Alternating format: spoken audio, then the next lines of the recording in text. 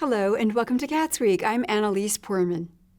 At the Bloomington City Council meeting on June 18th, the council members approved a new salary grade system for the city's non-union employees.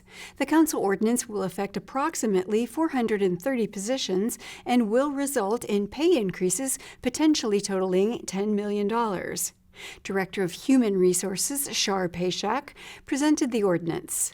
Again, just in summary, we are looking to add an additional position to the clerk's office, which will primarily focus on supporting boards and commissions, including but not limited to a more comprehensive recruitment and onboarding process. We also propose that we expand the existing pay structure for non-union employees, so that expansion will be from 12 grades to 14 grades, and that will allow us to continue implementing the recommendations from the classification and compensation study that was conducted by Crow in 2023. Councilmember Hopi Stosberg questioned the potential fiscal impact of the ordinance. The fiscal impact of the new clerk's position is very clear, but it's maybe less clear what revising the grades and expanding the grades might mean. And so just for the public's benefit, who might not realize, the new grading system would have the grade 1 lowest job, the minimum would be a little bit lower than it currently is, but the grade 14 highest job would be higher than the maximum is. So could you just talk a little, I mean, I assume that there's not really a fiscal impact right now because it's not like anybody's getting automatic raises or anything like that, but what's the potential fiscal impact? How is that going to be worked out as we maybe look at the 2025 budget and look at just kind of what you were just talking about in terms of assessing salaries and assessing grades further down the road? If you could talk about that a little bit, that would be great. Thank you. So once we have the new pay grades approved, if they are approved, then that will give us an opportunity to start looking at those who are currently in a grade 12 and see if they will move to grades 13 and 14.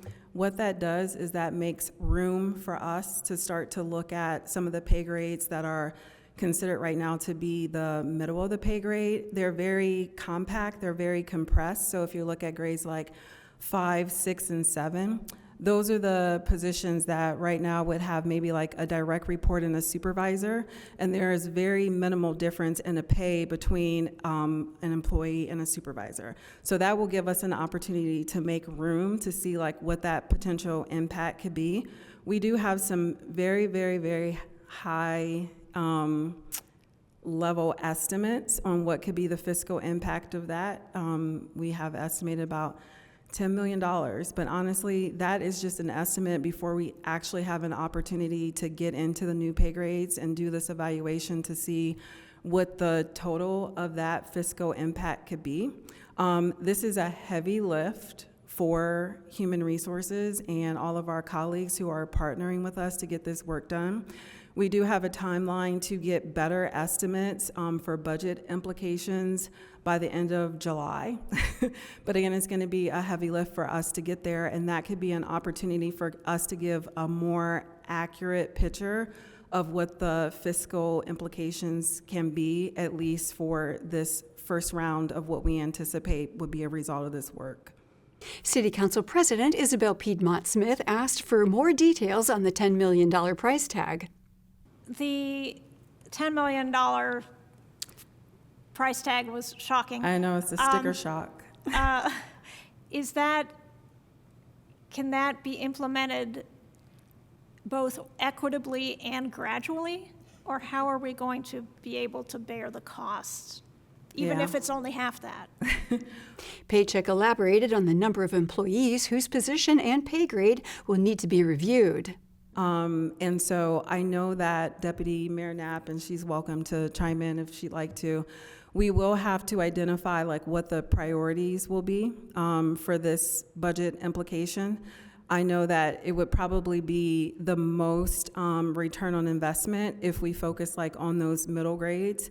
I did grab some numbers like really quickly to get an idea of if we are looking at, I think, approximately 60 positions that we'll have to evaluate as a part of this work. I'm sorry, that sounds low. Yeah, about 430. I'm sorry, about 430 total positions that we'll have to look at as a part of this work. And those compressed grades, like between grades 5 and 7, about half of them, about 216 of those 430 positions fall within those compressed grades. And so that would be a priority for what we want to look at as far as being able to prioritize and potentially allocate any fiscal resources that would go into this work. And again, if Deputy Mayor wants to chime in, I know she's been very adamant about the approach to this and how we will prioritize this, so I'll let you. Deputy Mayor Gretchen Knapp also responded to Piedmont Smith's question, saying that they have options for implementing the pay grade increase. So the goal would be find a way to implement as much as we can, as quickly as we can, to alleviate, frankly, the pain points for our staff and to improve retention and hiring. And then to work with Reedy over the course of our long-term planning to figure out what's the long-term plan as we grow, how to project ahead, knowing that we'll have these tenure-based increases. What will it look like a year from now, 2 years from now, based on the employee data that we currently have? It also introduces budgeting aspects for managers. So let's say that you have 5 program managers, 4 of them are very junior, 1 is very senior, and you have an open spot. We will have to, managers and department heads will have to look at what is my budget for this, say 2027. What can I afford to spend in personnel this year? And will I be able to hire a more senior person for a program manager, or will I need to hire another junior person? How will I plan my staffing around that? So there are some considerations there, but all of these are more options than we currently have in our current system. The ordinance was approved unanimously. The Bloomington Board of Public Works met on June 18th. Bloomington Engineering Field Specialist Kyle Baugh shared a request from Strausser Construction for a sidewalk, bike lane, and alley closure on Grant Street. Strausser Construction is requesting a 3-day total closure of the road, sidewalk, and bike lane adjacent to the 416 East Cottage Grove property as part of their Cottage Grove apartment project. Project's been ongoing for several months at this point. They are looking to wrap that up mid-August, as are all these projects. But they've been great to work with. We've been in good contact with them on all of their MOT. No issues have popped up so far, so staff recommends approval. The 2 board members present, Kyla Cox-Deckard and James Roach, unanimously approved the closure request. Baugh also shared a request for a planned closure on North Walnut Street near Miller Showers Park. He said it will be maintained by the Parks and Recreation Department. Merrill Brothers has been contracted with CBU for a lane and sidewalk closure on North Walnut Street along the first and second ponds of the Miller Showers Parks. The planned area was reviewed today by myself and the members of the contracting team, along with a member of staff from CBU. During that working session, we were discussing, potential damages. I know that came up yesterday in the work session. So Tim from Tim Street from Parks has been well in the loop. The closure in this area is actually going to be a park-maintained closure, as it's a trail rather than a sidewalk. But there will be a part of that MOT, or temporary traffic control, that is at that 17th and Walnut intersection. So he did give his approval for that. The lane closure would be in place for actually 4 weeks was the updated time frame I got updated with today. So apologies for the late notice on those, but we will have a very solid traffic control plan in place there for that lane closure. Cox-Deckard asked when the closure would take place. Baugh responded, Can you just confirm for me the dates of the lane closure? Yes, sorry. They are planning starting next Wednesday.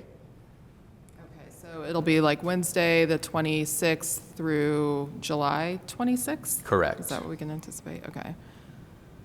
Yeah, understanding there's a holiday in there that's going to throw their schedule a bit. They're Yeah. from out of state, or sorry, up north, but they have crews all over the country. So we're happy with where things are going so far. The board approved the motion. Next, engineering field specialist Alex Gray spoke about the city-wide fiber project and shared a lane and sidewalk closure request. So this project is the citywide fiber project that is for installing high-speed internet across pretty well, I believe the figure is 95% of the city by the time that it's completed. And this part, they are requesting for 3 permit areas that it's going to have a mix of what's known as aerial, which is where they attach to different utility poles, and then underground, which is for the boring machines and other disruptions that people notice.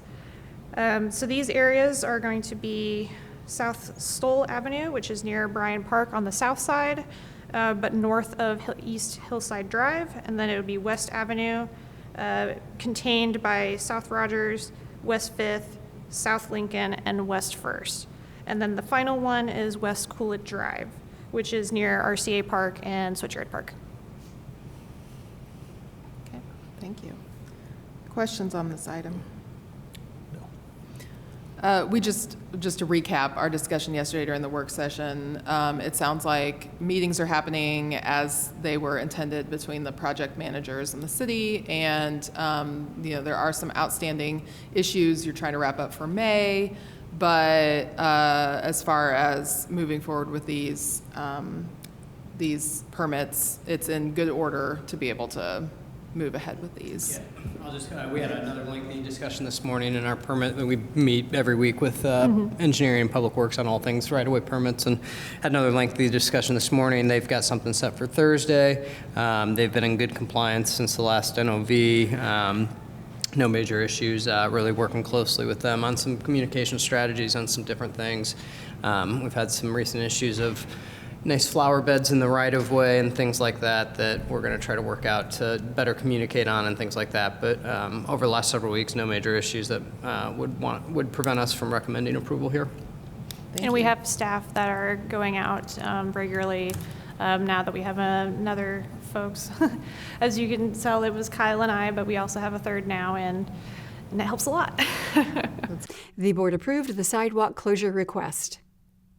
During the June 17th meeting of the Bloomington Redevelopment Commission, Assistant Director for the Arts, Holly Warren, introduced a resolution pertaining to access to the 4th Street parking garage for a public art installation.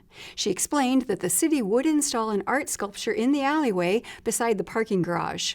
Sometimes we do wholly public art projects where we're pulling budget from different lines of the city's budget. Sometimes we collaborate with other entities in town to do other fun stuff. So we are working with Downtown Bloomington, Inc. on a larger initiative to activate alleys using art. And we settled on this project from an artist named Esteban Garcia Bravo, who actually, his piece is installed in the Trades District garage. That's his 1% for the arts project. We are potentially selecting a piece by him to put in the alley that is on the south side of the 4th Street garage.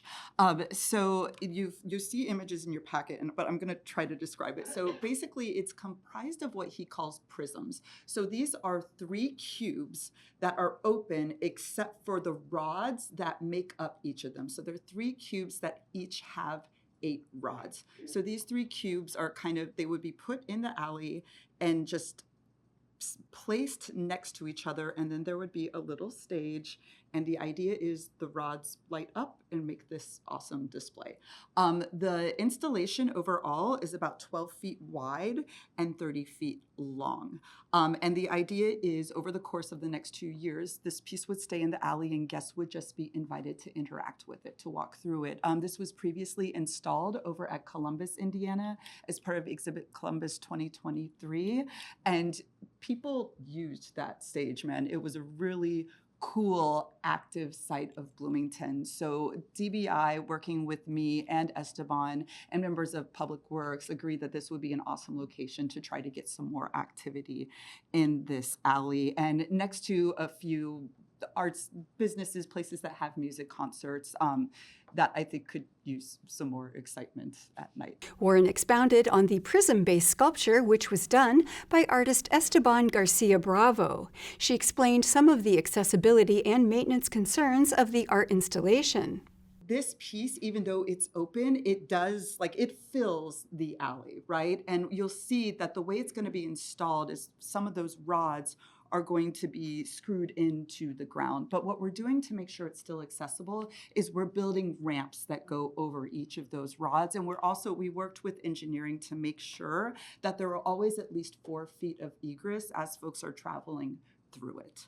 And the other thing I'll say is, although Downtown Bloomington Inc. is funding this, we're going to do a separate contract with Esteban, so the city will be responsible for the maintenance. That means if it's damaged and we need to pay for it to be repaired, that will come out of my arts maintenance budget.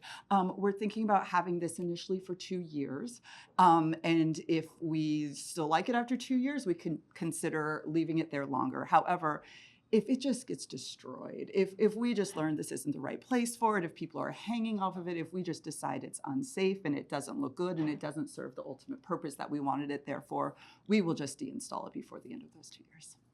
Commission member John West said he was unfamiliar with this style of art. He inquired about damage control and liability issues. City Attorney Larry Allen addressed those concerns, saying it would fall under the city's insurance policy. This is interesting. I'm not familiar with this type of art at all. So what came to my mind is damage control and liability issues. If somebody gets hurt, who's responsible, and how do you police it so it doesn't get destroyed, because things do.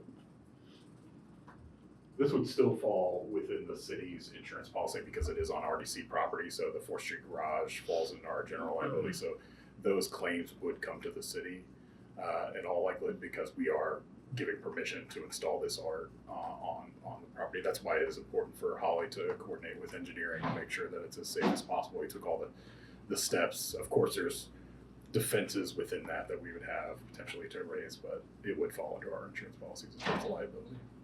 Commission member Deborah Meyerson asked why the city chose this location for the sculpture and what concerns the city took into account when it comes to pedestrian traffic.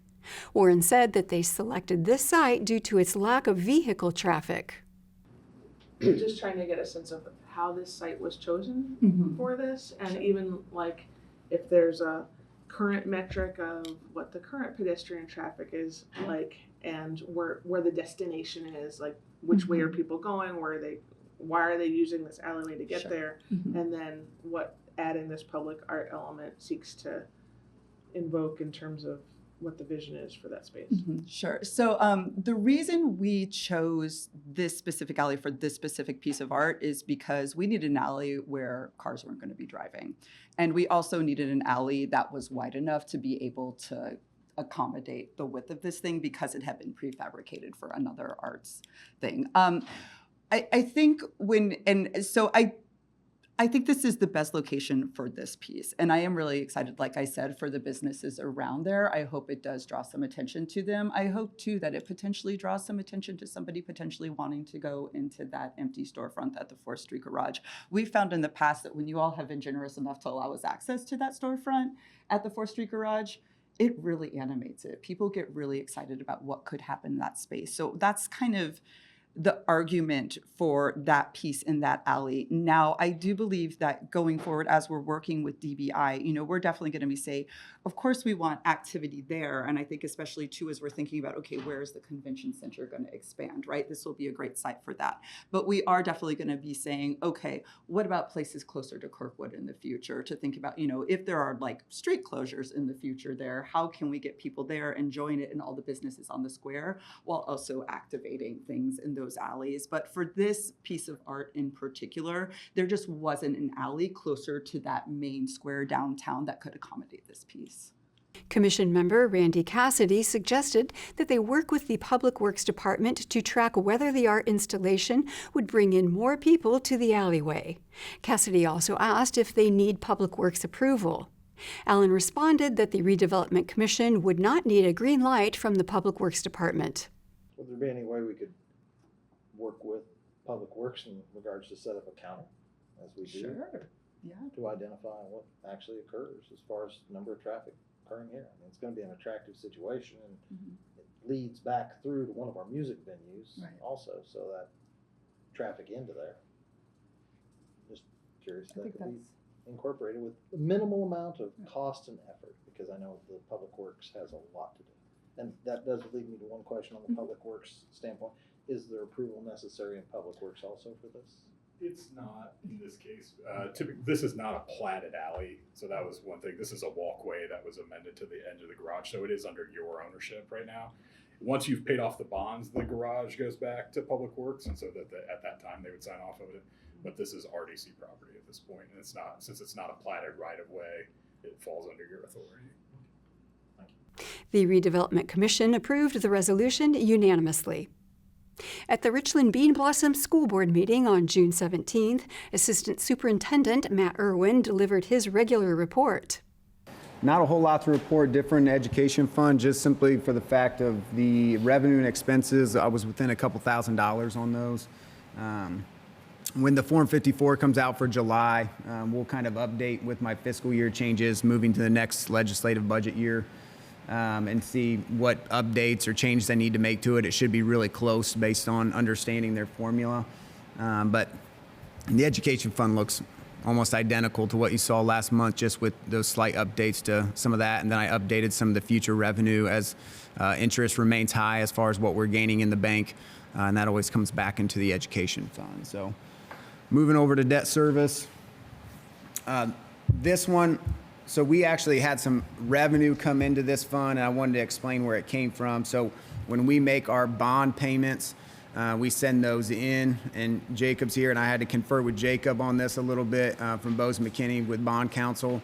When we make those payments, they invest those for a few days before they send those off to bondholders. Over the course of that bond, those funds start to accrue interest on them, and so at the end of the bond issue, when we pay it off, they send those funds back. And so this was a couple of our bonds that have paid off here in the last year.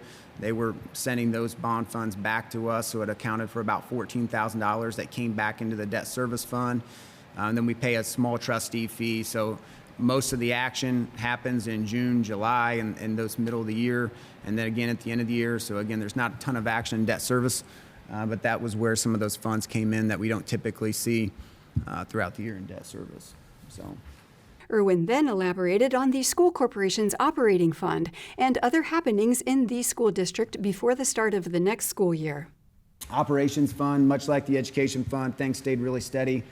May's claims were a little lower, mostly because that bus did not show up that we thought was going to show up this month. So we're being told that it's either going to show up here in the next week or two, or it's going to show up early July. So I just kind of keep pushing those cash flows forward as we move from month to month, just to make sure that we continue to account for it. We pay for that bus on arrival. And then again, just technology, maintenance, custodial, all of those teams are working really hard on campus to make improvements and get things ready for the next school year. It's amazing how quickly these things wind back up. We're already looking at middle end of June. And before you know it, we're going to be at this time for the July board meeting saying school's about to start. So those teams are working really hard around campus to keep things moving in the right direction as we prepare for the start of the school year. And then you should also be getting some invites to join a program called Autodesk. We're working with Skillman on this construction bond projects for the 2023 bond. On there, we'll have picture updates, meeting minutes, site plans, all the different things that are going to be really pertinent that you guys are going to want to see as those projects unfold. And so we felt like that was the best place where you one-stop shop to find some of that information. I've gotten on there quite a few times. Dr. Sanders has been on there, and so you'll see they go out and they take the pictures around the site and show you what's going on, and then they upload that to the program so that you're able to kind of see kind of firsthand some of the things that are happening around campus other than if you drive around or come into the buildings. So be on the lookout for that and get signed up with it. If you have any issues, let Dr. Sanders or I know, and we'll get it all squared away. The next meeting of the Richland Bean Blossom School Board will take place on July 15th.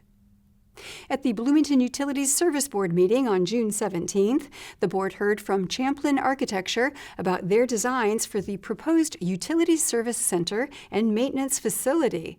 Champlin Architecture contracted with Weddell Brothers construction manager Chris Cioli on the project. He shared background information on the work that had been done up until this point. What I want to do just real quickly is kind of take us back to where we started, remind everybody where we were, where we plan to go, and then what today means. So just going back to January, somewhere in that time frame, Weddell Brothers came on board as the CMA. Champlin was hired as the architect to do some planning, some programming, and take the original master plan that was conducted pre-COVID by CRIPE and reevaluate it, see what worked, what didn't work, what was realistic, and really what, just kind of start over essentially, because lots changed. We don't work the same way we used to. The needs of the community are different, and the growth of the community has changed quite a bit. So, as I said, we originally started off with the CRIPE program. Champlin and team went through. They met with various user groups, stakeholders throughout the process, multiple meetings, lots and lots of time went into it, trying to understand what do you need now, what do you need 10 years down the road, what do you need 20 years down the road, what does the service building need, what does the maintenance building need, how do we grow this to be environmentally friendly and efficient, and then also what's going to cost the community, I think is really the driving factor. So just some of the things that I think are important that I presented back in November-ish. I gave a preliminary budget based off the CRIPE summary, and that number, I'm not going to hold anything back. It's different today than what it was. Big shocker, right? Things are getting more expensive, but we have an explanation as to why. Cioli noted that the cost has increased over time and said that it is up to the board to decide how to proceed. You can decide, do you pause and go to the rate case and ask for the funding? Do you say, no, we don't want this, scrap it, we're done? Or do you ask for something different? So all that is still possible. Today is just an information session. There's no decision to come out of this. It's just to let you know what we've done over the past 6 or 7 months. Cioli emphasized that the timeline is contingent upon whether or not they conduct another rate case study. The next Bloomington Utilities Service Board meeting will be held on July 1st. And that is all for CATSweek. Thank you for joining us. For CATS and WFHB, I'm Annalise Poorman.